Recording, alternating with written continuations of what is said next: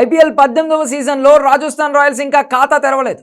ఆడిన 2 మ్యాచ్ల్లోనూ చిత్తుగా ఓడిపోయింది. మొదట సన్ రైజర్స్ చేతిలో పరాజయం పాలైన రాజస్థాన్ తాజాగా కోల్కతా నైట్ రైడర్స్ పైన నిరాశపరిచింది. అయితే రాజస్థాన్ బ్యాటింగ్ ఆర్డర్పై విమర్శలు వస్తున్నాయి.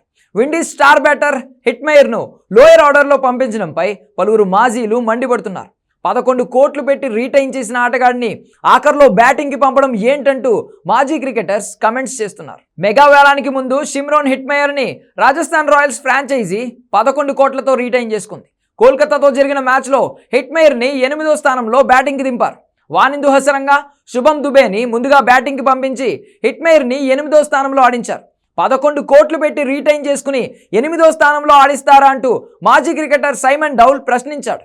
కరేబియన్ లీగ్లో అతడు 4వ స్థానంలోపే క్రీజ్లోకి వచ్చేవాడని, ఐపీఎల్లో ఎందుకు లోయర్ ఆర్డర్లో పంపిస్తున్నారో అర్థం కావడం లేదన్నాడు. అతన్ని ఫినిషర్ అని అనుకుంటున్నారా అని ప్రశ్నించాడు. కానీ ఇది వర్స్ట్ డెసిషన్ అని, హిట్టింగే కాదు నిలకడగా కూడా పరుగులు చేయగల సత్తా ఉన్న ప్లేయర్ అని చెప్పుకొచ్చాడు. ఇంపాక్ట్ సబ్ కంటే ముందే హిట్మెయర్ను క్రీజ్లోకి పంపమని రాజస్థాన్ రాయల్స్కు డౌల్ సలహా ఇచ్చాడు. ఈ సీజన్లో రాజస్థాన్ రాయల్స్ ఆడిన 2 మ్యాచ్ల్లోనూ హిట్మెయర్ బ్యాటింగ్కు దిగాడు. సన్ రైజర్స్ హైదరాబాద్పై 23 బంతులు ఆడి ఒక 4 సిక్సర్లతో 42 పరుగులు బాదాడు. ఆ మ్యాచ్లో 6వ స్థానంలో దిగాడు. కోల్కతా నైట్ రైడర్స్పై మ్యాచ్లో 8వ స్థానంలో బ్యాటింగ్కి వచ్చిన హిట్మెయర్ 8 బంతులు ఆడి ఒక 4తో 7 పరుగులే చేసి అవుట్ అయ్యాడు. కాగా కోల్కతాతో జరిగిన మ్యాచ్లో ముందుగా బ్యాటింగ్కు దిగిన రాజస్థాన్ రాయల్స్ నిర్ణీత 20 ఓవర్లలో 9 వికెట్లకు 151 పరుగులు చేసింది.